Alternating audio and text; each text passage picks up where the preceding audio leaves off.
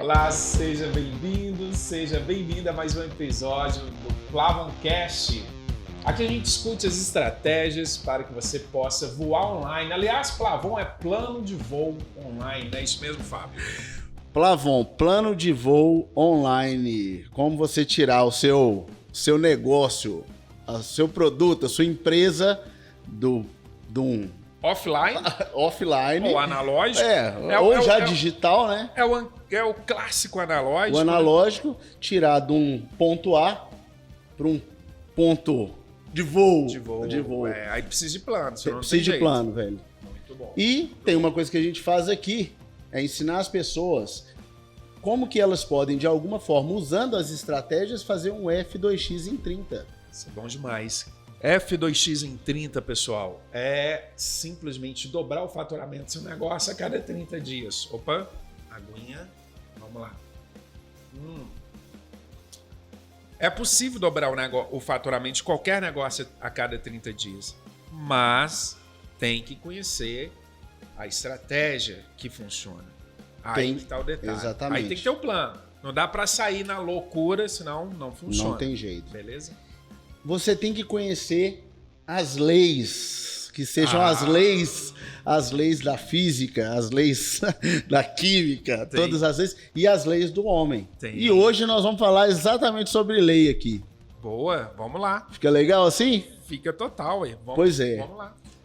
Uma pessoa super bacana, que eu já conheço há algum tempo, que fala sobre leis. Pá. Eu não vou nem dar spoiler com relação ao que ela faz, qual é o tipo de lei que ela trabalha, mas que ajuda muitas pessoas a estar dentro da lei e conquistar as paradas que elas têm direito e às vezes não sabem. Legal isso aí? Eu fico pensando em empresas, né? Total. Tanto de coisa que ela pode estar perdendo dinheiro ali, pequenos ajustes já poderia... É isso aí, bom demais esse papo. Ela pediu para não falar, mas é doutora Carla. Doutora Carla, seja bem-vinda. Obrigada, estou muito feliz com o convite, por estar aqui também. Muito bacana esse canal, né, para poder trazer para as pessoas questões, visões diferentes, visões que as pessoas muitas vezes não sabem sobre o direito, o dia a dia, e eu penso que o direito deveria ser ensinado na escola desde Que legal. a parte fundamental, porque evitaria-se muitos problemas no dia a dia. E por que não é, hein? O que você acha? O que acontece? Aliás, essa escola nossa é muito engessada, né? A gente aprende um tanto de coisa que não tem utilidade depois. Eu acho que agora está começando a mudar no ensino médio.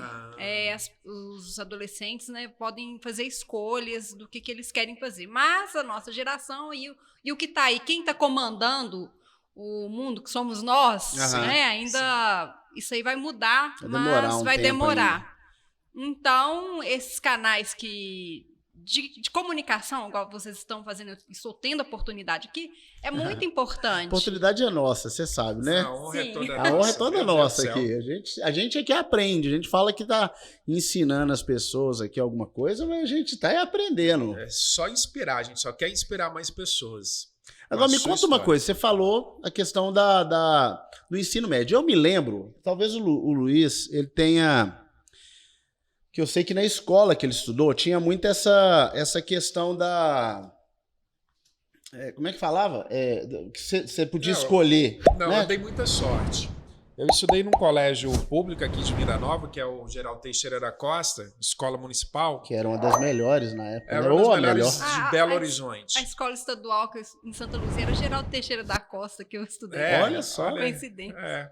E eu nunca pesquisei sobre quem foi Geraldo Teixeira da Costa. Curioso, né? É. Estudei tantos anos, depois vou olhar isso.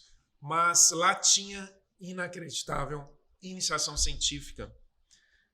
Então tinha um PhD lá dentro. Hoje eu sou PhD por causa dele. Então tinha um professor PhD dentro da escola que tinha um laboratório de análises clínicas dentro da escola e aí ele fez um concurso com os alunos do colégio. Quem quisesse, passasse na prova, poderia estudar lá com ele e fazer iniciação científica. Então eu me tornei cientista por causa dele. Eu entrei na iniciação científica com 13 anos de idade. Mas isso... Quem dera se toda escola fosse assim. Essa questão dessa iniciação. É muito raro, Essa questão da iniciação nas profissões. Você está falando que hoje em dia ainda existe Sim. alguma coisa. Como é que foi a sua história? Conta para nós, assim, quando que você decidiu ser advogado? Por que você entrou nesse mundo? Eu decidi aos 13 anos. A escola com o mesmo nome, Olha mesma só. idade. Eu Não, encontrei, sério, gente, do se eu- Geraldo Teixeira está. Mas eu acho que é porque sempre tive uma questão de justiça e querer fazer justiça, não gostar Aham. de ver injustiças Legal. com as pessoas. Até no colégio mesmo, eu levantava a mão, brigava pelos outros, Olha, assim, nossa, né, em cara. direito, né? O direito Eu das também pessoas. brigava, mas meu problema é que eu Não, brigava na mão. Não, Eu não eu levantava a mão, eu brigava na mão. Brigava por causa da merenda. Não. Chegava lá na esse bola é meu. Cara, É, isso é muito louco. Teve eu lembrei uma história de merenda. Isso não era no Geraldo Teixeira, era lá no Coronel, aqui em cima do Coronel. Você estudou lá? Estudei no Coronel, cara. Teve um dia, eu sempre passava numa padaria, aquela da esquina ali, Aham. tá? Passava ali e comprava um pão tatu. Sabe o que é um pão tatu? Não É sei. o melhor pão do mundo. É bom pra caramba. Aí eu chegava lá, comprava um pão tatu, um pãozinho doce, delicioso, bonitinho. Minha mãe me dava um dinheirinho todo contadinho, só que eu pobrinho pra caramba, todo contadinho. Aí eu peguei meu pão tatu e coloquei embaixo, sempre colocava embaixo da carteira. Da carteira. Antigamente as Não, carteiras tinham cara, aquela demais. parte de É mão. uma Mas- parte de madeira, É, e né? colocava ali. Só que ela era vazada, É. entendeu? Então, tipo, ela não era Não era carteira toda fechada. fechadinha, encaixadinha. É. E deixava lá meu pãozinho. E ficava contando a hora de chegar, a hora do A recreio. merenda, que era... Aí, só coloca a mão, pega o pãozinho e vai feliz da vida comer um pãozinho. Cara, teve um dia que eu coloco e procuro, Cadê o pão? Sumiu, só ficou o pano. Que frustração daquele menino, só. Quem Meu foi o Deus. ratinho que comeu? É, Vai depois saber. eu descobri que tinha sido uma menina. Me contaram, os colegas. Foi a A Júlia fulana que de tal. pegou. Nossa, cara. Nossa, eu fiquei com dó dela, sabe? Poxa, ela podia ter me pedido, mas desculpa. Essa história é muito engraçada. Mas Mas aqui, como que uma criança, uma menina de 13 anos pensa em direito? Você tinha alguém lá na sua família? Como que foi isso? ninguém. Que maluco. Olha só. Ninguém. Eu sempre fui muito gosto de falar sobre argumentar as coisas, até com meu pai, né? A pessoa que Olha que argumenta legal. muito. E aí eu via na televisão, você lembra da época do Sarney? Eu fui fiscal do Sarney. Fiscal Gente, do eu fui- Sarney, Eu, cara. eu lembro aos 10 disso. anos, era 10, 11 anos, eu punha o bottom, era o terror da vendinha, sabe? Chegava lá, aumentou o preço ali na conta. Isso, Tinha tabela, vou ligar pra Tsunab. Essa Entendeu? história é muito boa, e a gente precisa contar isso melhor. Gente, é uma época muito louca, né, Carla? Era inflação comendo solta. 1000%, gente. Não, E não tem aí- lógica. O preço um dia era R$10, no outro dia era 50. Uma Aí coisa teve de o doido. congelamento, que a gente sabe também que não funciona. Espero É. que isso nunca mais volte no Brasil. Pelo amor de Congelamento. Deus. E aí, É. eu criança, né, vendo aquilo, não, eu vou ajudar. Eu vou fazer alguma coisa. Vou conferir isso mesmo? daí. Olha só. Aí eu via campanha assim, dengue. Aí eu ia pro quintal, limpava tudo. Que Eu massa. sempre fui meio proativa, que É, fala, é né? legal. Colocar as coisas em ordem. É. Colocar as coisas Colocar em as ordem. coisas em ordem. E aí teve um certo episódio no colégio que foi todo mundo pra diretoria, incluindo eu. Quem que fez bagunça? A gente jogou ovo no. Não, olha só, peraí. A gente já tinha acabado a aula, aí era aniversário de uma das tá. colegas. A gente já tava do outro lado da rua. E aí a gente fez aquela brincadeira de jogar ovo, aquela Sim, coisa sem dia do graça aniversário. mesmo, que hoje a gente Ovo entende e que é sem farinha. graça. Acho que já acabou isso, E- né? é. Mas Outras extinguiu, né? épocas, né? É. Outro tempo. Sim. No outro dia, todo mundo na diretoria. No outro dia. Foi no... No Ele outro já dia, tinha batido o sinal. já tinha batido o tava na sinal, rua. já estava na rua. Claro. Aí tava lá a dona Efigênia, diretora, eu, mas todo mundo que participou daquela do festa. trote, do né? trote. Era o isso, trote. do trote. Aí a dona Efigênia virou e falou que ia expulsar todo mundo. Eu levantei a mão e disse, não concordo com a senhora. Eu acho, já tinha acabado a aula. É. 2, todo mundo estava brincando apenas. Não machucou ninguém. Então, eu acho que a senhora está sendo muito severa com todos nós aqui. E aí eu argumentei com ela e consegui livrar-nos da pena da expulsão, da suspensão, do que seja. E ela concordou comigo. Parabéns. Então ela deve ter falado, essa menina vai ser advogada. Vai ser boa advogada. Não tem como. Então, eu sempre gostei de história, sempre gostei de argumentar, conversar, falar. Então, fui por esse caminho. Que incrível. E se você perguntar pra mim qual foi a melhor coisa da vida que eu fiz, foi o direito. Eu não me arrependo uma vírgula. A minha mãe era doida pra eu ser advogado, sabia? Ela só me contou uma vez que eu falei. Eu falei, mãe, eu acho que eu vou fazer advocacia. Ela o olho dela até brilhou. Tá aí ela ainda. Não, obrigado. Não sei por que eu cismei com isso uma época. Assim. Cismei, vou estudar advocacia e tal. Porque eu até gosto, porque eu tenho essa questão da justiça. Talvez por isso. Assim, sim. Né? Sim. Talvez essa questão da justiça. Mas é engraçado. Quando vocês contam essas histórias de escola... É bom. Eu era terrível na escola, assim, terrível. Eu era sempre o mais bagunceiro da escola, sempre. Mas eu tinha uma questão que era diferenciada, porque todo mundo gostava de mim, que eu era sempre um dos mais gente boa da escola também. Você era o líder, né? Então, assim, as diretoras gostavam de mim. A diversão da escola. Sabe? Então, assim, movimentava. Eu movimentava o negócio. Eu era bagunceiro mesmo e tal. Mas isso não foi uma coisa boa, não me vanglorio tanto disso hoje em dia, porque eu posso ter perdido muitas oportunidades por causa disso, mas eu fui pensar isso agora, né? Na época eu achava legal, e eu nunca fui expulso de escola nenhuma. Eu também não. Suspensão, não, eu sei. Mas assim, porque todo mundo acha que eu deveria ter sido expulso de várias escolas, porque eu era muito bagunceiro. Mas eu não era cara sacana, nem nada. Sim. Eu era aquele cara divertido, levado. Era o que fazia gracinha. Sem desrespeitar, sem passar do limite. Era o que fazia a turma inteira rir, sabe? Essas coisas assim. Bom, sempre bom ter alguém só assim, que isso por um lado é bom, pra turma é bom, mas pra você mesmo, entendeu? Mas aí a diretora gostava. Aí quando eu ia pra diretoria, que a professora, Fábio, diretoria, aí lá ia o Fábio, chegava lá, diretor, de novo. Tá, vai lá, começa a fazer o que você... Eu ficava fazendo coisas na escola, assim, sabe? Varrendo. Era todo dia isso, velho. Era foda, né? Mas legal. É vida que segue. Carla, eu fiquei curioso em entender, assim, como que despertou em você a profissão. Porque como você não teve uma inspiração, onde que você viu um advogado trabalhando para você falar, olha, eu quero ser essa profissional com 13 anos? Era em episódio de TV, não sei, como que era isso? Meu pai tinha uma fábrica, uma indústria têxtil, e lá havia uma pessoa que trabalhava com ele, chamado Márcio, certo. E ele não começou como advogado, ele não era advogado quando começou lá, certo. E ele se formou em advocacia, e eu tive muito contato com ele, eu comecei a trabalhar muito cedo lá na fábrica. Com meu pai, eu primeiro fui para o chão de fábrica. Que massa, seu pai fez muito bem. Eu não sei, sabe? Você acha hoje em dia eu não sei, acho que eu deveria estudar mais do que trabalhar. Mas você estudou? Estudei, mas acho que eu deveria ter me dedicado mais. O tempo, não estou falando assim que foi de tudo perdido, não. Foi uma experiência, acho que é a minha vida.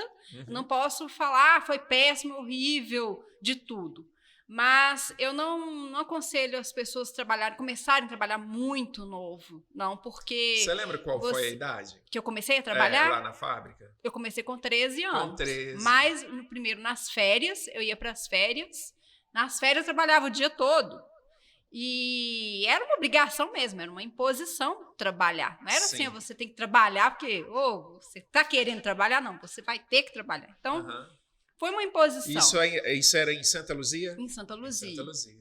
E aí eu comecei a trabalhar primeiro no chão de fábrica, só nas férias. Aí depois começou meio horário. Lá para os 15 anos, eu já trabalhava meio horário, aí passei para dentro do escritório. Legal.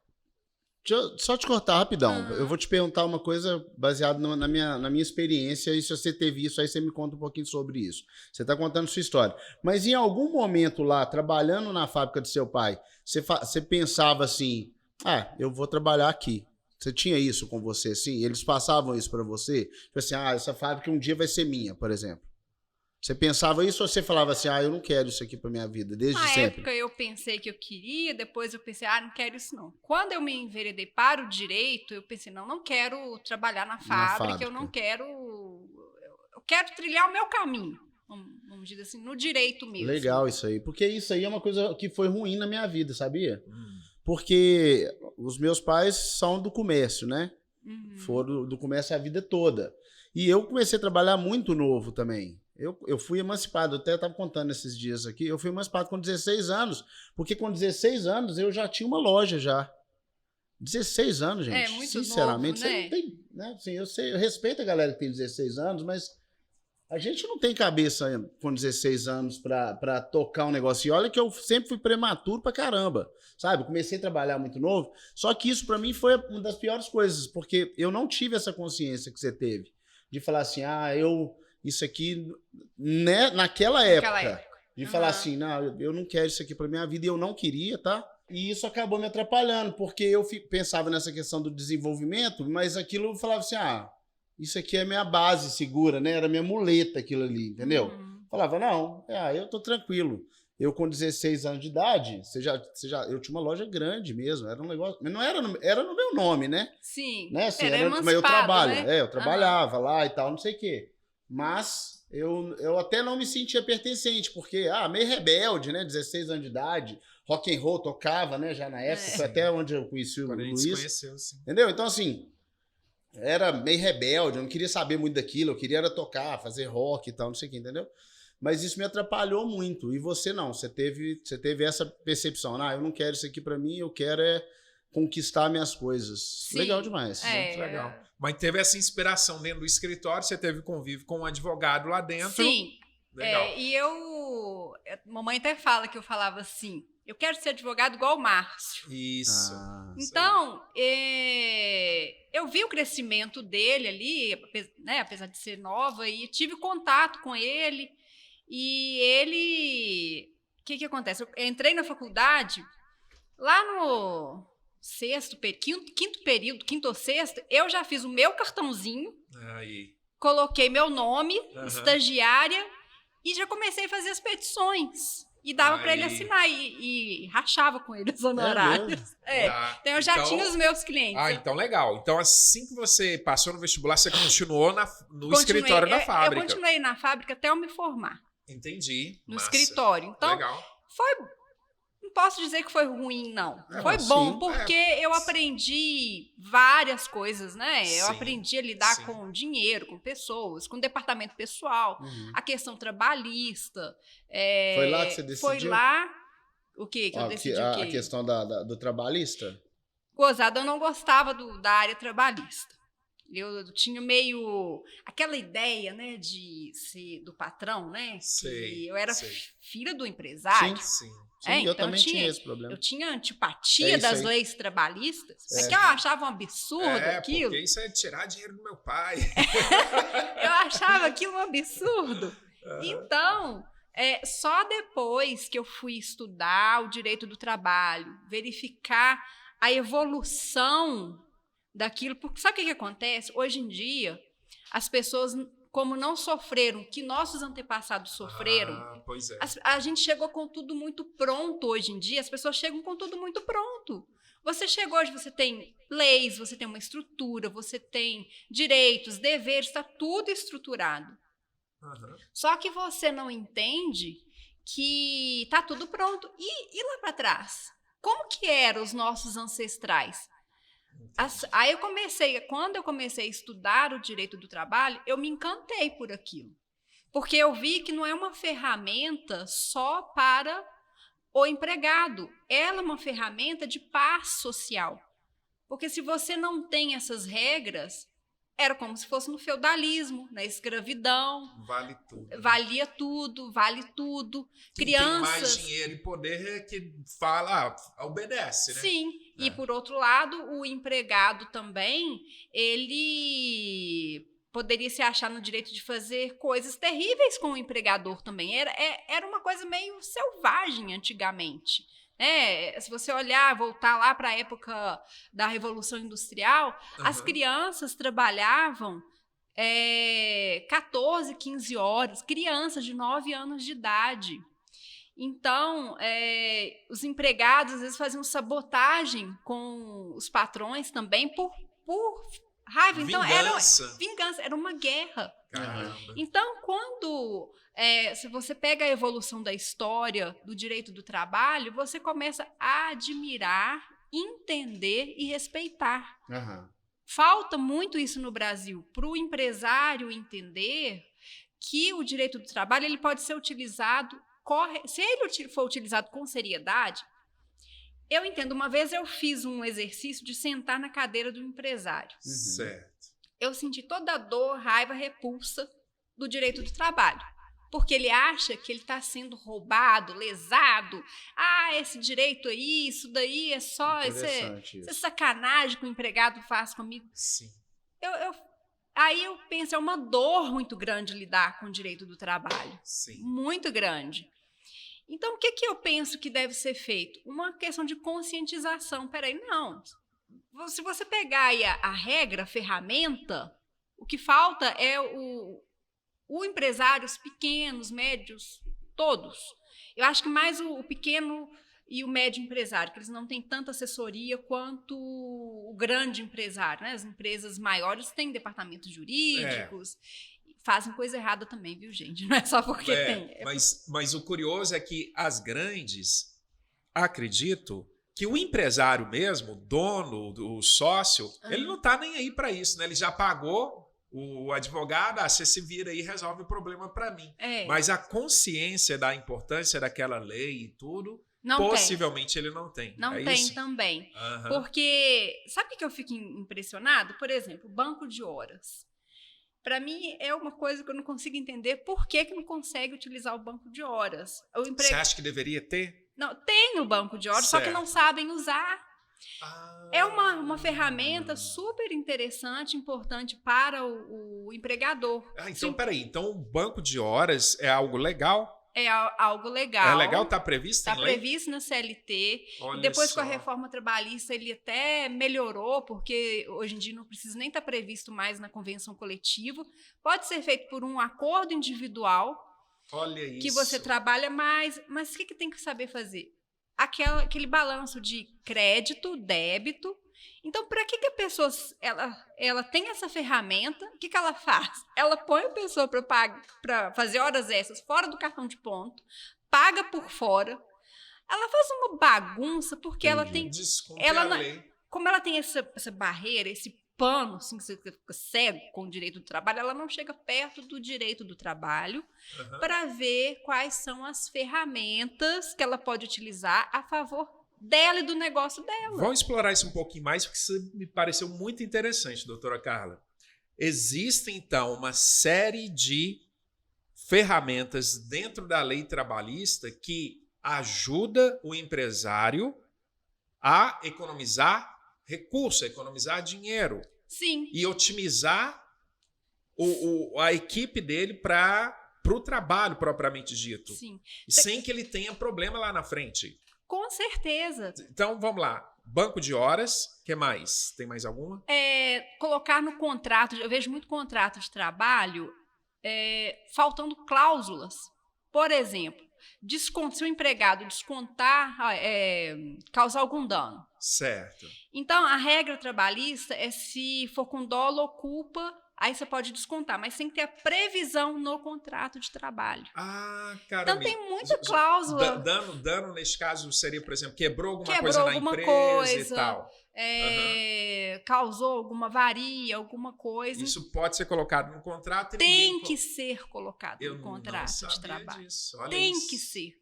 Porque, às vezes, o empresário só pega a autorização de desconto, mas lá na cláusula do contrato não está previsto que pode descontar.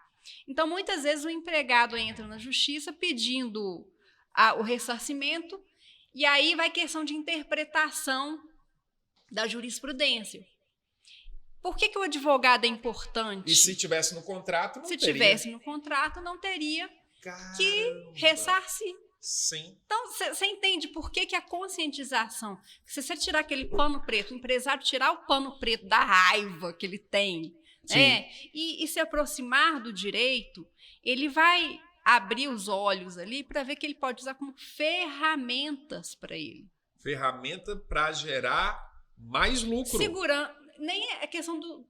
quando você não gasta, quando você não tem passivo, você não cria um monstrinho para vir te pegar depois, né? Porque o passivo trabalhista, ele é um monstrinho, né? Sim, que você ele vai tirar sua receita futura. Vai tirar por coisas que você poderia evitar completamente. Muito bom isso. Então, é muito importante ter uma... Outra coisa que o brasileiro ainda não tem é olhar para o direito de forma preventiva. Gente, ninguém nasceu sabendo fazer nada. Então, eu não sei sobre direito, eu não sei sobre fotografia, eu não sei sobre uma série de coisas. Então, o que eu posso fazer para evitar problemas? Principalmente na área do direito. Se você atua com o direito de forma preventiva, você vai ter segurança, você vai ter paz, você vai ter um risco calculado, porque às vezes você não quer fazer... eu vou fazer isso, não, mas você tem um risco calculado. Você sabe até onde que você pode ir ou não. Eu pensei aqui em fazer uma analogia com relação à saúde e com relação à segurança, né? Esse tipo de segurança. A gente só busca o médico na hora que você está doente. A maior parte das pessoas. A maior parte tá quase arrastando o pé. A hora que ele já tá pegando, que ele vai procurar o... E não vai nem na clínica, não. Já tem que ir no pronto atendimento, porque o pau já torando, né? Já precisando de cirurgia. Né? É isso. Vocês acham que isso é uma questão... O Luiz, eu acho até que eu conheço a resposta do Luiz, mas você acha que isso é uma questão do brasileiro? Não procurar prevenção? Não procurar prevenção. Deixar... Não sei, eu acho que é no mundo todo. Eu acho que você ia falar... Eu imaginei que você fosse falar que é do ser humano. Não, eu acho que é no mundo todo, porque eu tenho alunos do mundo todo. E todo mundo comete os mesmos erros. É porque eu sou da área médica e faço consultorias online e dou aulas online na área de medicina preventiva. E tem alunos do mundo todo. Então, tudo quanto é local, as pessoas não têm essa cultura. Definitivamente. Não tem. Agora, eu estou curioso de perguntar uma coisa. Sim. Pensando em prevenção, saber lei e mundo digital. Como que tá essa história? Porque hoje a coisa está ficando meio que zangada, né? A pessoa pega o celular dela, publica o que ela quiser, fala mal do outro, difama, cria grupinhos no WhatsApp, começa a falar mal de alguém, de repente a pessoa nem está sabendo o que está acontecendo. Já estudou sobre isso, doutor? Como que a gente usa o direito para se proteger no mundo digital? Eu vou fazer um lançamento de um produto ou um serviço na era digital. O que eu tenho que fazer para não errar? Primeiro, a pessoa tem que ter bom senso para não sair falando tudo que ela pensa numa rede social, num comentário. Ela tem que ter muito cuidado, porque a própria legislação já prevê questões de...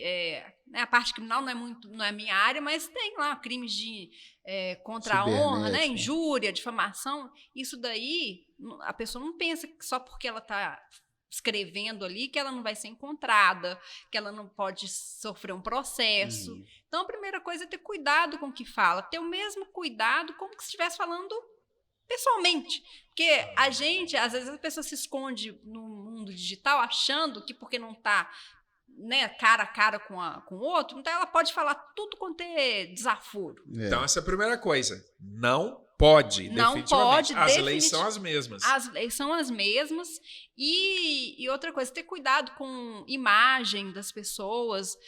Hoje em dia tem a LGPD, que é uma lei de proteção de dados. Você, quando for expor alguém na internet, tem que tomar cuidado com o direito de imagem, tudo isso daí. A internet não é uma terra sem lei. As pessoas têm essa falsa ideia de que é uma terra sem lei. Até mesmo a conversa de WhatsApp tem sido utilizada na justiça como meio de prova. Já aconteceu algum caso contigo? Já. Então, no escritório. pode dar algum exemplo sem citar nomes? Olha só para ficar caracterizado. Não, aqui não posso citar nome de ninguém, de nada, de caso nenhum. Claro, mas teve um episódio que a empresa ela foi contratar uma pessoa autônoma, entre aspas. Na verdade, era uma fraude trabalhista. E colocou no WhatsApp: fulana, você passou na entrevista, então você vem aqui às 8 da manhã, seu horário vai ser de tanto, tudo conversa pelo WhatsApp, registrado. Certo. E fez a pessoa assinar um contrato de autônomo, trabalhador autônomo. Só que toda a contratação foi com base em regras trabalhistas. Porque, gente, outra coisa, autônomo, não existe autônomo subordinado, não. Entendi. Porque a lei trabalhista ela deu a possibilidade de se ter o autônomo. Tá. Esse autônomo é hoje o microempreendedor tal do PJ, tal do microempreendedor individual. Que... Ele tem um CNPJ, legal. Isso. Mas ele vai cumprir horário. Não é só o horário. A questão... São vários elementos do vínculo empregatício. O mais forte deles é a subordinação. Você é PJ, mas você tem que chegar aqui às 8, você tem que fazer o trabalho desta maneira, como eu quero. Não tem autonomia. Isso, entendi. Então, ela só tem fachada de microempreendedor, mas ela não é autônoma. Ela não pode escolher a hora que ela vai chegar. Se ela nunca faltar... criou nada, né? Na verdade, ela está seguindo o que a empresa inventou para ela seguir. Ela é subordinada. Saquei. Então, nesse caso do WhatsApp aí... Sim. O RH da empresa, o gênio, né? Do RH é o gênio, né? Eu vou contratar. Resolvi um problema agora, nós não vamos ter mais problemas com o CLT. Porque o CLT, o problema do CLT, o cara paga praticamente o dobro do salário. Dá 60 e poucos por cento, 67% mais ou menos com os encargos. Sim. Aí, colocou no WhatsApp toda a conversa, como que ia ser contratado, o que ia fazer. Aí... Entendi. Como se fosse ele estava criando para ele ali uma prova contrário. de que... A prova de que... Achando que tá tudo certo. Ele não pensou, não sei, que poderia ser utilizado o WhatsApp como meio de prova. Não sabia. Aí, vou falar que é empregado, porque, na verdade, a justiça já considerou como empregado, né? Sim. Por causa da conversa do WhatsApp. Nem a empresa levando testemunha serviu como maneira de livrar-se do vínculo empregatício, porque o mundo digital, as pessoas têm que ter cuidado com o que fala, como fala, porque fica tudo registrado. Tudo. Bom essa questão aquela, né? Nós tivemos um problema com aquele rapaz uma vez, né? A Carla trabalhou, né, com a minha mãe uma vez, né? Eu fui advogada da mãe.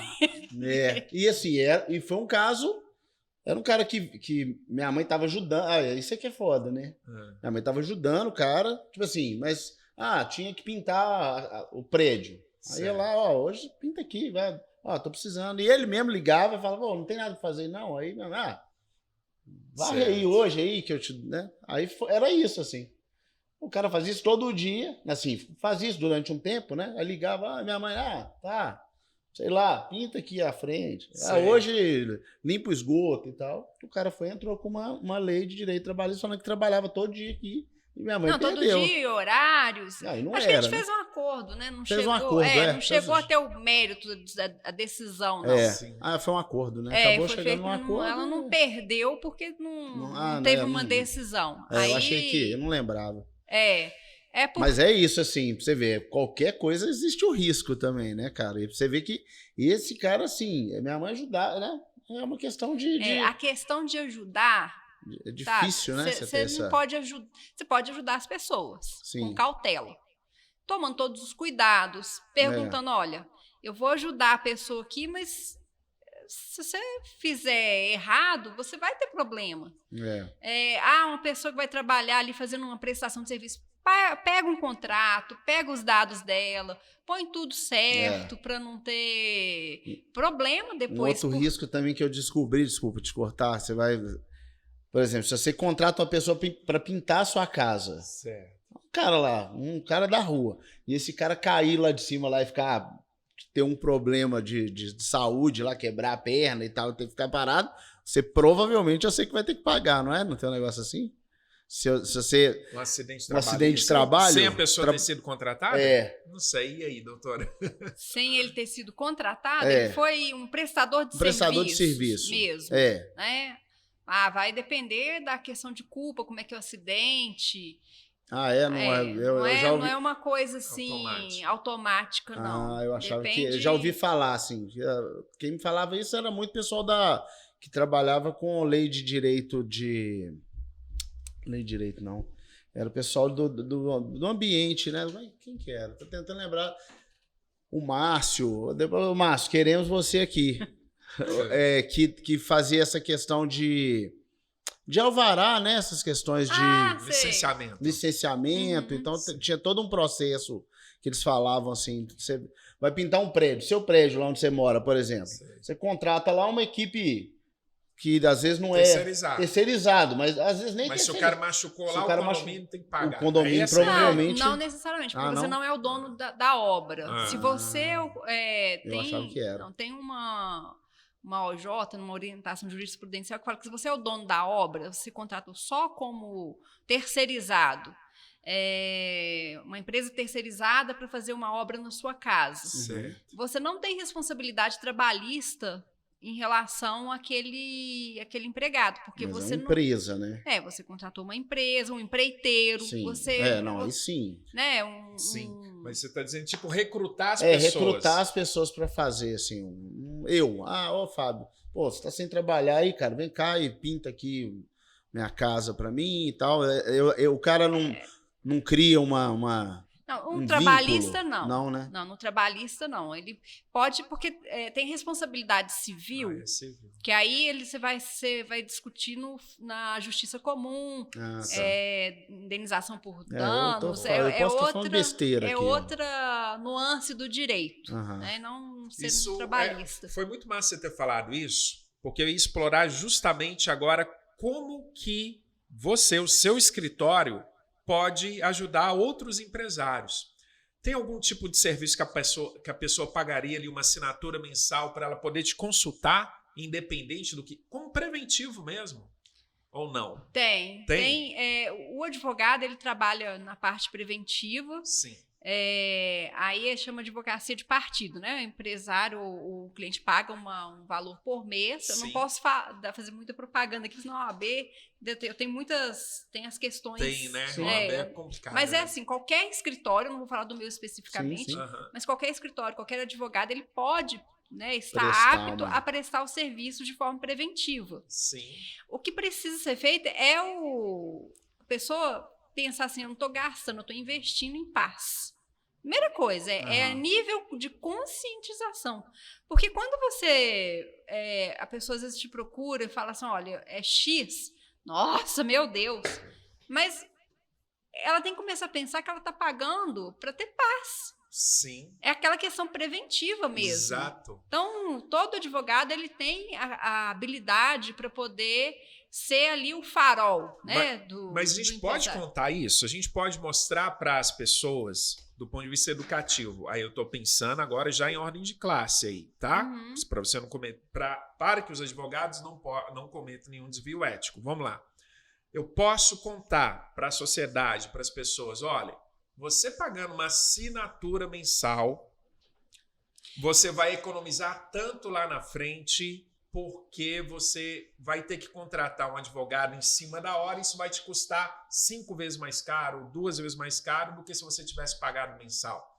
Essa conta é verdadeira ou não? Ela é verdadeira, porque o empresário, principalmente pessoas que empreendem, é bom ter um escritório. Pois é, isso que eu estou imaginando. Posso dar um exemplo prático de números? Não é o caso, é só fictício mesmo. Vamos supor que a mensalidade fosse R$1 por mês. Então, no final de um ano, deu R$12. Mas ao contratar o profissional, só o único contrato seria R$24, tipo, o dobro. Pode acontecer. Não é isso? Faz sentido fora isso? que depois quer que a gente faça milagre, né? E aí quer parcelar de 30 vezes. Não, aí... E você fica meio que na obrigação. Mas você não foi bem sucedido e ainda tá querendo receber. Tipo isso, acontece, né? Pode acontecer. Eu, graças a Deus, meus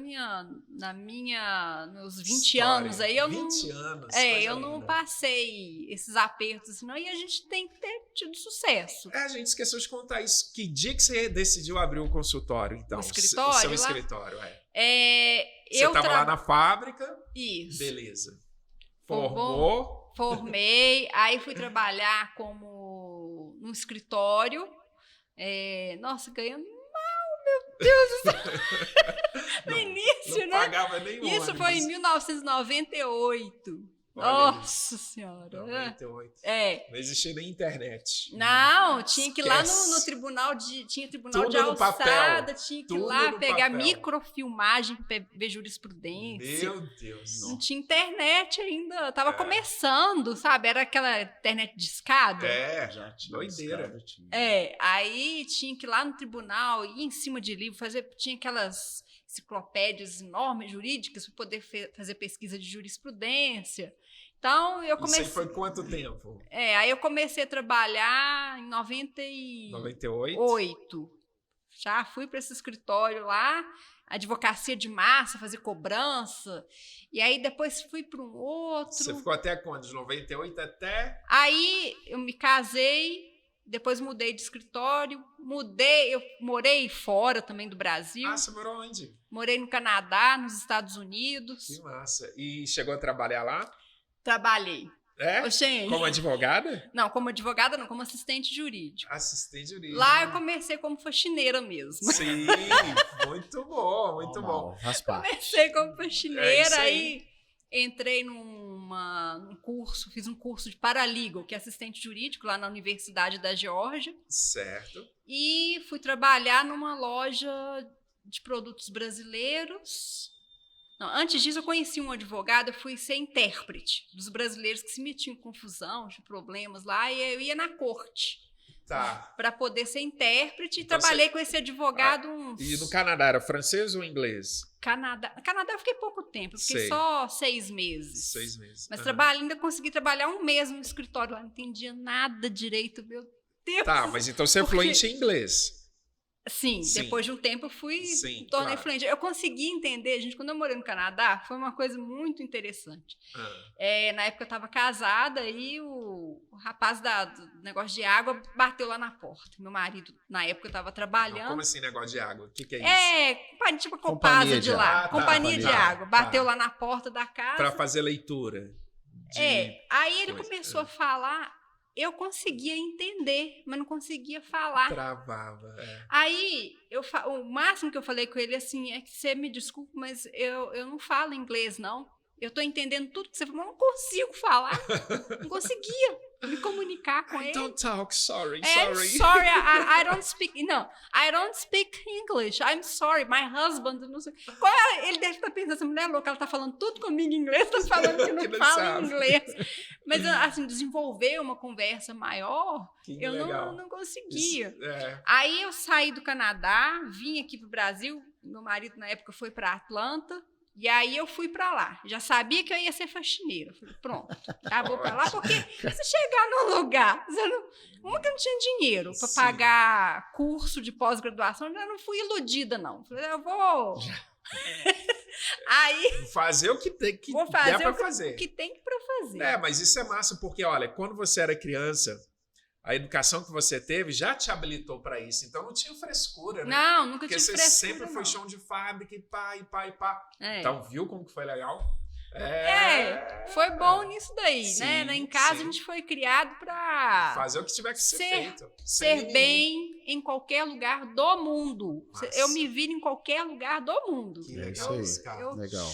Aí, chegando lá em Atlanta, fui trabalhar, tem a comunidade brasileira lá em Atlanta, uma comunidade grande, e eu e minha irmã foi comigo nessa época, meu marido já estava lá, e aí a gente arrumou um trabalho para limpar lojas de shopping. Lá eu, né, uma brasileira que tinha um contato com o americano, e aí entra eu lá, eu e minha irmã, na van da... Não tinha banco, né? Era uma lata de tinta. E eu sentada lá, me segurando, fui limpar, fomos limpar a loja de shopping que tinha acabado de ser construído. E... Trabalho pesado. Pesado. Um produto forte que dava até asma na gente. E aí, recebi lá uns $100. Opa, negócio aqui. Isso é bom. Aí no dia. No dia. Sim. Aí passou um outro fim de semana, trabalho no domingo. Vamos, falei com a minha irmã, vamos lá trabalhar, ganhar um... Fomos lá. Tomei um cano. Trabalhei o domingo o dia inteiro, tomei um cano, eu e ela tomamos um cano de $100. Nossa! Sacanagem. Aí depois, que a gente fez? A gente foi comprar um schedule de casas. Tá. Porque assim, lá tem as faxineiras, então vamos supor, a faxineira tem 30 casas que ela limpa. Aí ela vai voltar pro Brasil, ela vende aquele quadro de casas. Sim, que é os clientes que são clientes fiéis. que eram dela, né? E aí você compra aquilo, você vai para... Cara, eu nem imaginava que existia esse mercado. Schedule. Caramba, schedule é uma agência, é uma agenda, né? É uma schedule, agenda. uma agenda. Então, eu não imaginava que existia o mercado de agenda. Como é que o brasileiro escreve? Schedule. Schedule. S-K-E-D-I-O. Schedule. S-C-E-D-D. Mas o inglês, né? S-C-H. Não, são schedule, S-C-H-E-D-U-L-E. Isso, né? Mas schedule. o brasileiro escreve... Schedule. Aí compramos um schedule. Então eles vendem isso? Vendem, Existe esse mercado lá? Aí eu compramos da Amélia. Amélia. Então é um jeito da pessoa ir e começar a trabalhar. Ela compra. E quanto que custa? Na época eu e minha irmã pagamos $5.000. $5.000? $5.000. E isso te dá quantos por mês? Dava $10.000, mais ou menos. Você já retorna no primeiro mês? Você retorna no primeiro Caramba, mês. Então porque massa isso. Aí a gente dividia, a gente tinha um negocinho lá. E você pode colocar outras pessoas para trabalhar para você? Pode. Nós tínhamos ajudante. Caramba, é um negoção isso. É um jeito bom de pensar. Mas olha só, vou te falar um negócio. Existe isso lá hoje ainda? Ainda tem. Eu acompanho alguma coisa da comunidade brasileira lá. E você tem essa comunidade? Eu participo lá de algumas coisas, Não, né? É porque eu tive uns insights aqui muito loucos. Olha só. Você é advogada, né? Sim. Massa, beleza. Tem um tanto de gente querendo imigrar. Você trabalha com imigração? Trabalhei lá com imigração. Então, você não acredita, pelo gente. amor de Deus. Porque a sua história da imigração é muito poderosa. Olha a cara de pau do ser humano, minha. Vai. Depois que eu fui faxineira... Isso. Aí eu comecei eu peguei o jornalzinho, liguei, fui lá, Gisele Reed Simmons, advogada de imigração. Liguei para ela. Na época... perdeu até o sinal de GPS, hein? É a Michelle. Você falou o nome dela, opa, eu estou aqui te vigiando. Olha só, tá vendo? Você vai falar do vai falar de imigração no Brasil. Vou até desligar aqui, porque sei lá, né? Não é sério, porque olha só, as pessoas não sabem disso, tá? Quem tem Android, a maioria dos celulares, iPhone é diferente, mas quem tem Android, na hora que você habilita o Android, 99% permite gravar suas conversas, mas eu desliguei aquela aqui agora.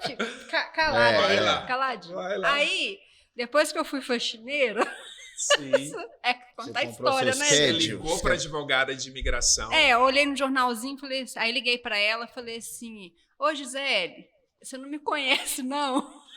Mas eu sou advogada. Né? E outra coisa, eu tava legal nos Estados Unidos, viu, gente? Não vou falar que eu tava lá ilegal, não. Tava legal. Sim. Minha permanência, eu tinha um crachá de esposa na época, né? Porque meu marido trabalhava legalmente. E foi tudo certinho. Sim. Aí eu liguei pra ela e falei assim... Crachá de esposa é ótimo. O crachá de esposa. Aí liguei pra ela e falei assim, olha, eu sou advogada no Brasil e você não me conhece não, mas eu quero trabalhar com você. Você tem vaga aí? Assim. Boa. Aí ela foi e falou, vem aqui no escritório. Fui lá, comecei a trabalhar com ela, preenchendo a Que papelada massa, da cara. imigração e consegui ter meus clientes também. E aí? Eu sempre consigo ter meus clientes. Sim. gente, eu sou- Não, você é muito cativante. Né? Você é muito cativante. Obrigada. É isso. Aham. Aí trabalhei com ela, aí comecei a estudar espanhol.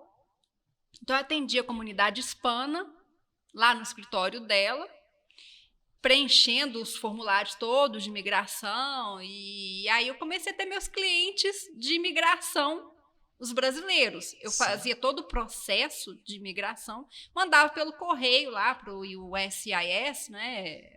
O Instituto de Imigração lá. Aham. Teve uma época, uma vez, que ela falou assim, Carla, tem que ir lá na imigração levar, tem um nigeriano preso. Tem que levar a mala dele. Eu falei, meu Deus do céu, O que tem nessa mala? o que tem nessa mala? Tem que levar a mala e a passagem dele. Certo. Aí lá foi eu, né? Assim, eu tava legal, mas assim, É um risco, sempre é um é risco. risco. Você entrar lá na imigração pra começar a te perguntar coisa, pra poder... Você não é americano e já começa a complicar. Aí, tá bom, fui sozinha. Peguei o carro, cheguei lá e a prisão federal, o negócio abre porta, fecha porta, desce, essa coisa, eu tava num filme naquilo ali, né? Caramba. Eu com a mala, a passagem do nigeriano, cheguei lá, falei tudo, eu vim aqui para poder entregar mala e tal, fui lá, foi uma experiência muito interessante para eu ver como que era dentro de uma prisão federal, lá dentro dos Estados Unidos. E parece os filmes que a gente assiste. Parece filme. E teve uma outra época, uma outra oportunidade que eu fui com ela, ser intérprete de um brasileiro que foi preso por imigração, que estava lá na prisão. Uhum. Eu cheguei na prisão lá, gente, vocês não acreditam, não. Tinha televisão lá de fora, um banheiro tudo arrumadinho, 2 por cela. Falei, não, até que tá bom. Ficar preso, né? Tinha televisão, área de convivência, Só tudo. faltava ter uma internet lá pra você zapear. Só faltava isso na época. Foi foi uma experiência muito rica. Carla, me fala uma coisa. No nosso bate-papo, quando eu te fiz o convite, né, pra vir aqui, você me falou sobre uma questão que você está trabalhando agora, que é as questões de casamento. Sim. É problema isso? O problema, Antes de casar, contratos pré-nupciais, é isso? Isso, outro problema que pode ser evitado. Gente, vamos evitar problema na vida? Vamos deixar uma deixa aqui. Você me falou uma coisa que é interessante. Sim. Que as pessoas, elas não sabem que... ela não sabe dos direitos que ela tem, nem dos deveres, às vezes nem dos deveres, e isso causa um tanto de problema mais lá na frente. Sim. Fala um pouco disso pra nós. Assim, o que pode beber sua água, pode ficar Deixa eu tranquilo? beber água. Isso no casamento, né? No casamento, Ou desde o namoro? porque Vale na verdade, mesmo, assim, não? às vezes a Antes de pessoa casar. só junta, Antes de casar. aí acha que não tem direito ou que tem direito. Não, beleza. Então eu vou fazer uma pergunta assim, bem objetiva. Quanto tempo eu posso namorar sem correr risco? Namorar sem correr risco pra sempre. Pra sempre? Namorar é namorar. E o que caracteriza estou namorando? Estou namorando É. você... Morar junto, eu posso estar Você namorando, pode morando junto? morar junto e ainda assim estar namorando. Ah, é? E Pode. como que eu provo isso? É, Que eu estou namorando pra sempre. a união estável... Você Na pode cara namorar do. para sempre. Sim. Isso aí. Olha, eu vou apanhar lá fora daqui a pouco. Vai um tanto de menina lá em Olha, do atenção. lado de fora do prédio. Para tudo. Com Agora as a audiência vai tochas, né? aumentar. Com as tochas, os ancinhos, Não. assim, né? Atenção, galera do Plavoncast. Agora é para compartilhar, pelo amor de Deus. Nós vamos aprender com a doutora Carla como namorar para sempre, sem Sim. correr risco. Sem correr risco jurídico. Não, é porque eu não quero perder meu carro, nem meu apartamento, mas quero continuar Namorando. pra Você sempre. quer só namorar para sempre. Sim. É possível isso? É possível. Ah. É possível. Primeiro, as coisas têm que ficar muito claras entre os dois. Falar, olha, nós estamos namorando. Eu não sou seu companheiro, companheira. Cada um ter sua vida particular. Outra coisa, não apresentar como esposa, como não. O que é a união estável? O que configura a união estável? É o desejo de formar família. Legal. O desejo de Ele até ser... brilhando, ó. Tá querendo saber, só isso. O desejo de ser família, de construir coisas juntos, de compartilhar. Uhum. E outra coisa, eu não indico união estável para ninguém, não. Casa logo, gente. Ou seja, mas tem cada cabeça sua sentença. Vamos lá. Então, a união estável. Existe uma diferença sobre união estável e o casamento, né? Assim, Hoje em dia, existem poucas diferenças, mas ainda tem. mas Tem. aí pela sua experiência, você acha que é melhor casar do que ter só uma união estável, é isso? Porque o casamento, ele não dá margem. O que acontece? Se for para fazer... Você me cortou, mas tá bom, eu deixo. Ela ia falar, caramba, como que eu faço pra namorar pra sempre? Primeiro, deixa claro que você quer namorar. Você não quer... você não compartilha as suas coisas todas com a pessoa, questão de dinheiro, de conta. Certo. Você não sai pagando conta para a pessoa. Você não apresenta como esposa, companheira.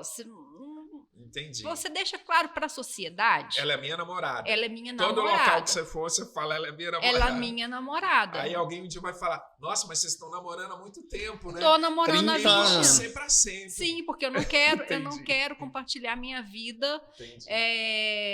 patrimonial com a pessoa, eu não quero que seja visto. Outra coisa, tem gente que fala que é união estável, mas não conhece nem o irmão, não conhece ninguém, não vai na festa de família. Mas mora junto, mas não conhece ninguém. Isso é um dos indícios de não ser uma união estável. Porque quando você é união estável, você E participa. se foi na festa de família, fala pra todo mundo. É só namorada, viu, gente? É isso. É isso. Tá não, bom. não se apre... Ficou a dica, desculpa. Não, é porque tinha que completar o raciocínio. E a pessoa tem que ser claro com o outro. Falar, olha, eu Sim. não quero... você não é minha companheira. Se a pessoa quiser ficar desse jeito, acho que tudo tem que ser através de uma conversa sincera. Né? As pessoas não sai caro. estão É se o relacionando. verdadeiro que era combinado não sai caro. E se é combinado não sai caro, você não vai sair por aí falando que aquela pessoa é sua companheira e vai tratá-la como companheira. Entendi. Você não tem aquela... As questões sociais a gente deixa de lado, mas é porque vamos combinar que isso não é uma coisa fácil de organizar.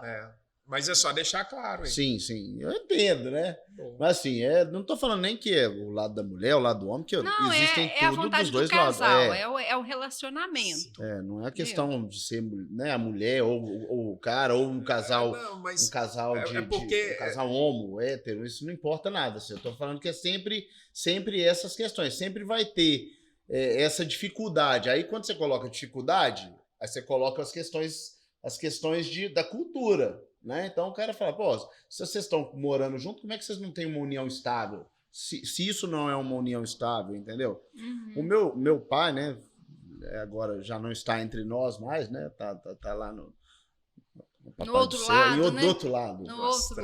No outro astral, em outro plano. Ele tinha uma união estável com a menina que ele morava lá junto, né? Depois que ele se separou da minha mãe, ele fez uma união estável lá e ela queria deixar isso bem claro, que era uma união estável e tal.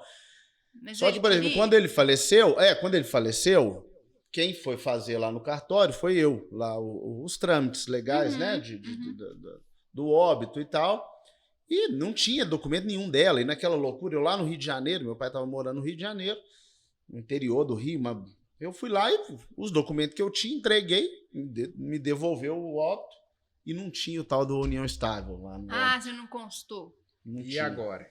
Não, acho que não tinha nada a ver, porque na verdade ela tinha lá todos os documentos, mas tá... Nossa, mas aí deu um maior trampo, porque ela achava um absurdo não ter no óbito dele que ele tinha uma união estável, entendeu? Porque aí ela achou que, eu vou perder tudo e não sei o que, e na verdade ele não queria fazer nenhuma sacanagem com ela. Haja vista que ela ficou com a casa lá, que eles moravam, que era nossa, sabe? Mas assim, ficou com tudo, né? Que era deles lá, ficou com ela lá. Mas isso ela achava um absurdo. Mas isso que eu tô falando. Não tinha nada a ver. Juridicamente ela não perdeu nenhum direito, assim, sabe? Até porque... Mas só porque no óbito não tinha, que existia uma união estável, ela se sentia ofendida. Eu não tô falando que... Não tô fazendo o julgamento dela, mas assim, eu sei que as pessoas têm essa questão de íntimo, né? Íntimo. A questão tem que saber muito bem o íntimo de cada um. Tem que deixar claro. Por isso que é bom deixar as coisas claras. E aí a pessoa vai fazer uma união estável. O que acontece muitas vezes? As pessoas resolvem morar junto. Aí começa junta os panos de bunda, como se chama. Junta as escovas de dente e vai. Vai morando junto, aí não conversa sobre se aquilo é uma união estável, o que vai ser, como que vai ser, o que é esse relacionamento. E muitas vezes, a maior parte das vezes, a mulher fica naquele sonho, né? Que a gente foi criada para, né? A maior parte das vezes casar, ter a família, é o lado feminino. E às vezes o homem não quer. E a mulher tá ali achando que a pessoa quer, que é uma união estável. E não é, muitas vezes. Então, a primeira coisa é o casal, quem está se relacionando, ter a clareza do que quer. Conversar. Mas beleza, mas e se não fez? Entendeu? Não fiz. Deixou rolar. Deixei rolar. Morei lá e tal, não sei o quê. E daqui a pouco eu fui lá e separei. Aí a briga começou, né? Aí vamos faltou lá. Conversar com a doutora Faltou Carla. Conversar, sim. Mas aí que é o problema. Então, tem uma dica que você faz assim, olha, né? Pode me ligar. Faz a propaganda, né? Tá aqui o número aqui. Tá aqui o número, pode me ligar lá. Mas e aí? O que a pessoa não fez nada? Existem esses direitos. Não fez nada. Só que juntou, ficou lá tempos juntos e depois separou. E aí? Quais são os direitos e os deveres? Aí a pessoa que... 11 bônus. Que estava em união estável sem nenhum documento, ela vai tentar uma ação declaratória de união estável. Tá. E se for declarada essa união estável, como não teve nada conversado, o regime de bens é o da comunhão parcial. Ou seja, o casal tirou dele a própria oportunidade de dar o destino ao patrimônio. Porque se vamos supor, não, era união estável. Realmente, eu estava com a pessoa, e era uma união estável. Meio depois daquela união estável. Aí tem a questão quando começou essa união estável. Como que chama? Dosometria? Tem é o marco inicial. Da união estável, para ver a partir de quando que esse regime de bens vai existir para a vida daquele casal. Entendi. Aí pode ter conflitos, por isso que é bom. Se é união estável mesmo, gente, seja sincero, primeira coisa é sinceridade. Se é união estável, faz o contrato. Mais fácil, né? Mais rápido. Você vai evitar problema. E outra coisa, se era uma união estável, aí a pessoa morre, o companheiro sobrevivente, para ele ter direito à pensão, sem o contrato de união estável, declaração de união estável, ele não vai conseguir, porque a lei da Previdência, ela exige essa menina está com esse problema. A lei exige hoje em dia uma declaração judicial, sentença judicial, não basta. Pode ser no processo previdenciário ou uma ação declaratória, enfim. O negócio é fazer a coisa... concretizar. Ter paz, né? É o objetivo, ter paz. Viver em paz, né? Desde o início. Afinal, se as pessoas se relacionam por amor, qual o sentido de pensar em guerra lá na frente? É porque a gente tem aquela cultura de não conversar sobre projeto de vida, objetivo, patrimônio. Vai vivendo, né? O que quer fazer? Vai vivendo. A gente vai vivendo. Deixa a vida me levar, a vida leva eu. É uma doideira isso. E aí, quando o casal ele tem essa consciência, nós estamos aqui em união estável, vamos fazer esse contrato? Como é que você quer? Você quer, num contrato de união estável, quem vai casar faz o pacto antinupcial. Certo. Quem resolve viver em união estável por questão íntima dela, que ela quer união estável, então ela faz o contrato. Tanto no pacto antinupcial quanto no contrato, tem como você dividir, fazer um planejamento patrimonial. Você pode pegar e fazer um misto das coisas. Olha. Você não precisa ficar só na separação de bens ou ficar só na comunhão parcial, porque o Código Civil ele dá a oportunidade das pessoas decidirem como que elas querem fazer com o patrimônio. Perguntinha. Eu posso fazer uma previsão de renda futura, combinar com a pessoa? Entendeu a lógica? Então, começa um relacionamento e fala, olha, hoje eu estou ganhando R$1.000 por mês. Beleza. Sim.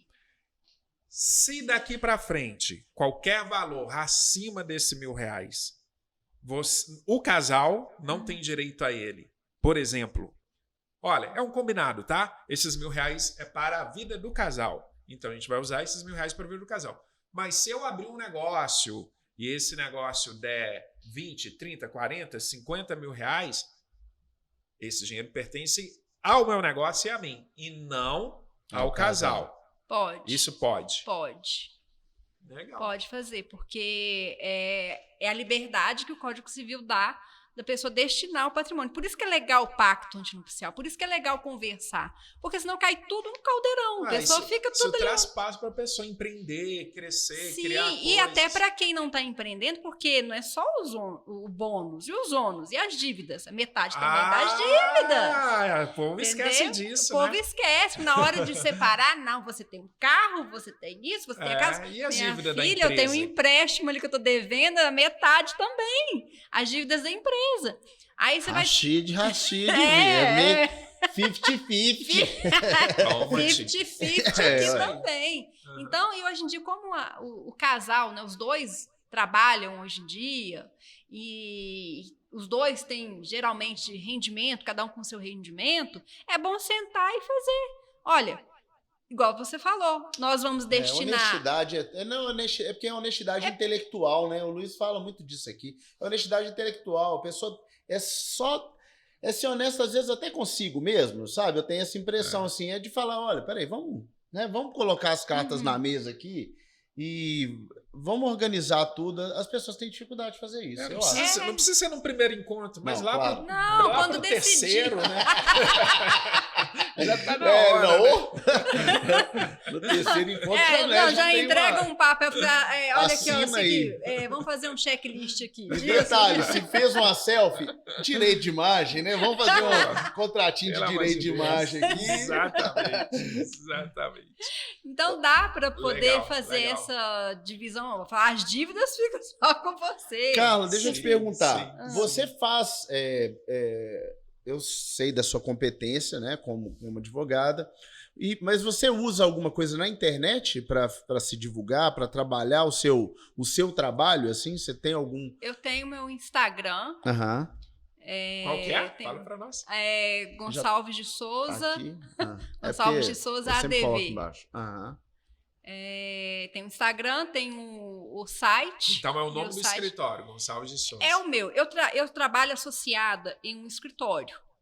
E eu fiz um meu... Então você é Carla Gonçalves de Souza? Isso, Carla Gonçalves de Souza. Legal. E eu trabalho no escritório no Maia Advocacia. Tá. Eu sou associada lá. E lá eu tenho a liberdade de trabalhar para o escritório e ter os meus clientes também. Certo. Então, e lá... É uma prática comum, né? É uma prática comum e é muito bom. Eu estou lá há mais de 10 anos. Legal. É um casamento feliz, vamos dizer assim. Que bom. Entendeu? Sim. Então, união estável. Bem estável. Tem contrato, hein? Claro. Ó, tudo certinho. Tudo resolvido. Tudo E aí, resolvido. como que as pessoas te procuram? Direct, no Instagram? No Instagram, tem o site também e o telefone, né, do escritório. Gente. E aí tem uma secretária lá ou você que administra isso? Tem secretária. Então você só sabe que a agenda está lotada ou não lotada. Geralmente eu sou muito acessível. Pode me procurar direto no meu telefone, mandar o WhatsApp. E como que está a sua vida hoje? Você quer lotar a agenda ou ela já está lotada? Ou você quer diminuir sempre quer mais, a agenda? né? É sempre bom. Dá para encher mais. Dá para ter mais. Dá para ter mais. E o que você faz para isso? Bom, Quais são as ações para As aumentar? ações... Uma está aqui hoje. Convite, né? É um bom Fez caminho, uma boa escolha. Uma ótima oportunidade, o plano de voo online é essencial para todo mundo que quer lotar a agenda. Isso a gente já sabe. Legal. E a questão do marketing, né? Digital hoje em dia tem que ser feito. Eu ainda estou meio engatinhando nisso daí. O que você sabe de marketing digital? Muito pouco. Tá. Muito pouco é suficiente para quê? Para colocar umas postagens, fazer uns vídeos, é muito pouco.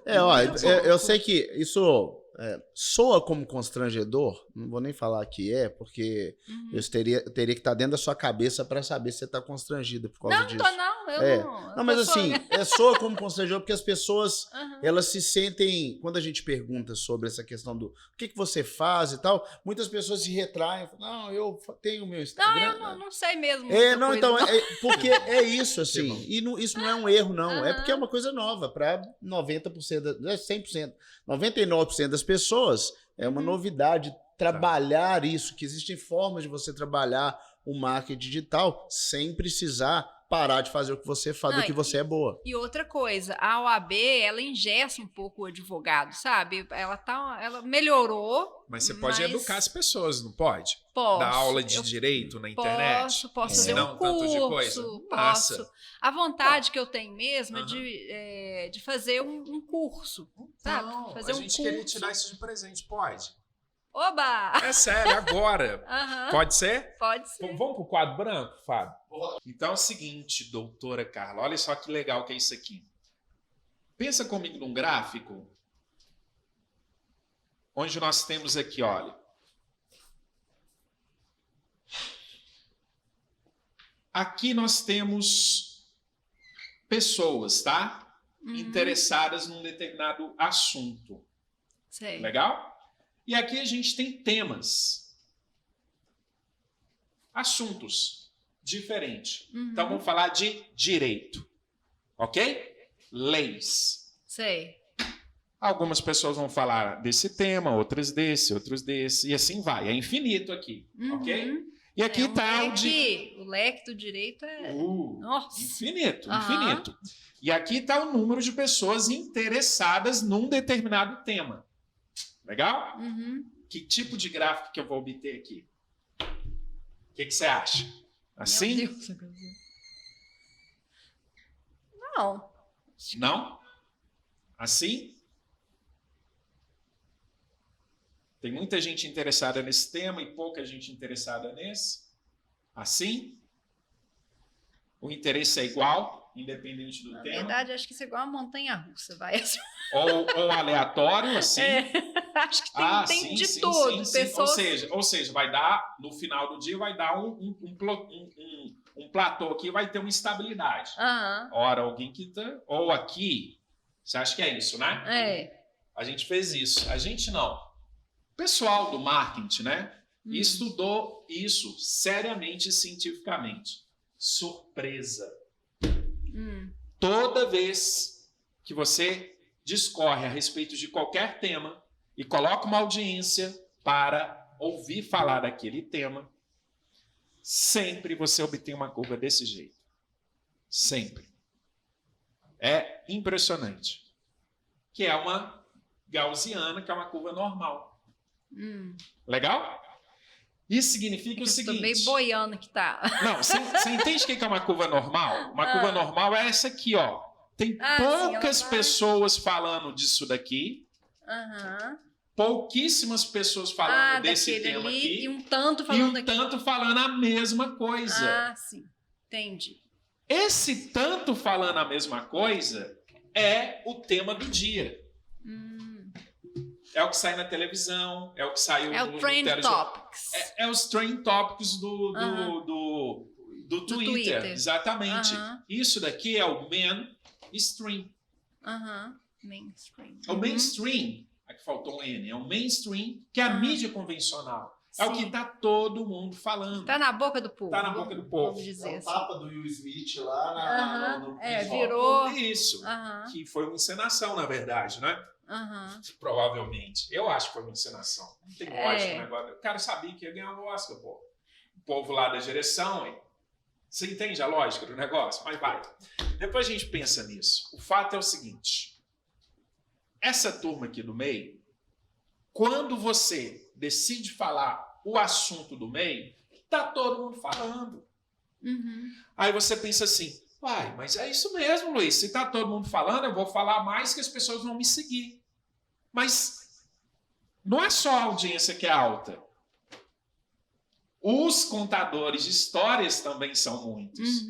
Então aqui tá todo mundo competindo pela mesma audiência. Sim. E quando tem muita oferta, o que acontece com o preço? Cai. Cai.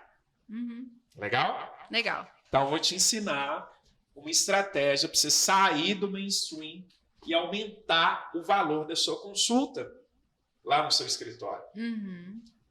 O pulo do gato é você ir para as bordas, para o borderline dos assuntos. E começar a publicar no seu Instagram estes temas aqui que nenhum advogado fala. Das extremidades. Essa informação é aquela que a gente chama de rara, mas ela é relevante para a vida de alguém. Uhum. Ela transforma a vida daquela pessoa. E isso está nas bordas. E na hora que a gente estava contando a sua história aí, doutora Carla, eu vi uma coisa aí que é extremamente relevante para qualquer um. O quê? Imigração, cara. Ah, sim. E Mas você viveu para qualquer um, todo mundo, para qualquer um que queira imigrar, né? Obviamente. O que eu quero dizer é o seguinte: é interessante para qualquer pessoa, porque pouquíssimas pessoas sabem imigração. Elas preferem vender o carro e correr o risco de ser presa e pagar lá $10.000 para um coiote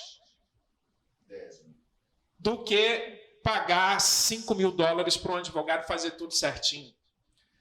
A lógica é, se a gente começa a cativar essas pessoas e mostrar para elas que é mais barato e mais seguro para a vida dela imigrar de forma legal, e você ajuda ela a fazer isso mais rápido, você começa a criar uma legião de fãs em torno daquilo. E aí, na hora que você olha para o resto do mundo, como ninguém está falando, você se torna o quê? Autoridade no assunto.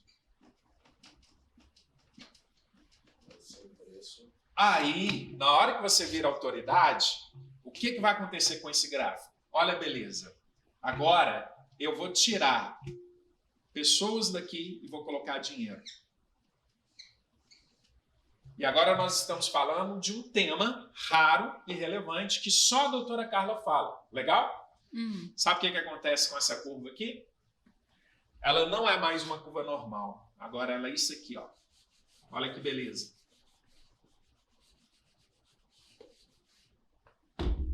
Ela vira uma exponencial hiperbólica. Onde aqui eu tenho uma dica da doutora Carla, que a pessoa consome ali no Instagram, beleza, rapidinho e tal. Aqui eu já tenho uma orientação um pouquinho maior. Pode ser um PDF, pode ser um livro, pode ser um e-book. Aqui eu já tenho um curso online dela. E aqui eu tenho uma mentoria, onde eu vou te acompanhar até você conseguir seu visto. O seu preço vai aumentando à medida que você vai entregando mais informação relevante para a pessoa. Então, essa é a estratégia. É você se posicionar como autoridade e ir trazendo para o seu escritório pessoas que querem ganhar tempo naquilo que você ensina. Vai ter que ser algo que vai transformar a vida dela. Então, uma pessoa que precisa imigrar, para que ela vai correr risco de vida e de ser presa e ter que voltar para o Brasil? Se ela pode imigrar com segurança, e você tem história para contar em torno disso, você consegue economizar a vida dela. E aí você se posiciona como autoridade. E aqui você é expert no tema. E quando você se posiciona como expert no tema, o seu preço vai lá em cima. Este é o pulo do gato.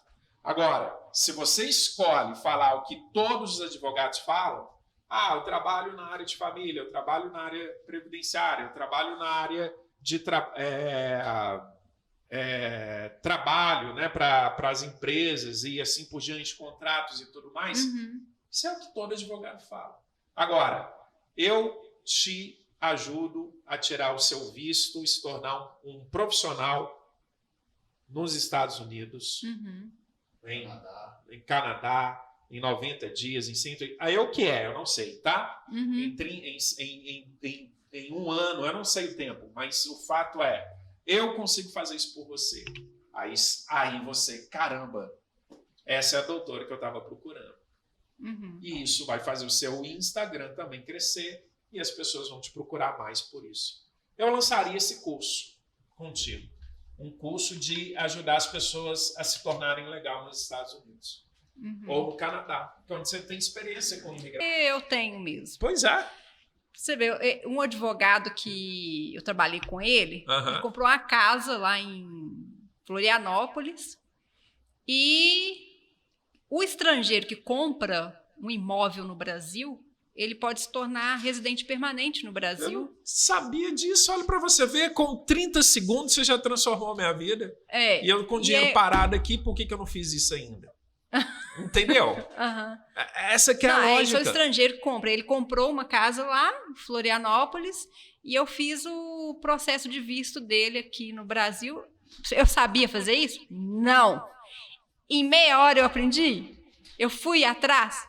Fiz, ele conseguiu o visto dele, já está lá um advogado, que eu trabalhei em um dos escritórios que eu trabalhei para ele nos Estados Unidos. Até hoje a gente tem contato. Porque você tem a network. Pode ser o contrário também. Pode ser imigração de lá para cá. De lá para cá. Sim. Ou de qualquer... Semana passada, legal isso aí também. Massa demais. Casal da Eslovênia. Você pode lançar isso lá nos Estados Unidos, pô.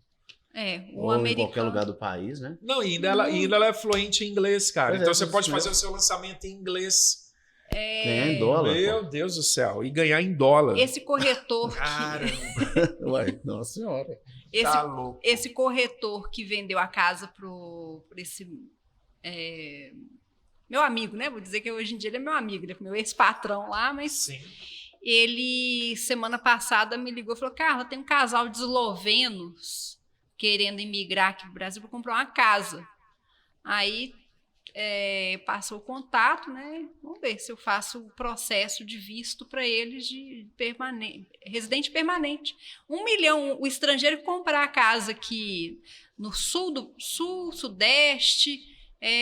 um imóvel de 1 milhão, já consegue ter um visto de residência permanente no Brasil, trabalhar e tudo por 2 anos. Viu e só? Depois... No Nordeste, o valor do imóvel é mais barato. Então, é igual em Portugal. Portugal, se tem lá o visto ouro, que eles chamam, né?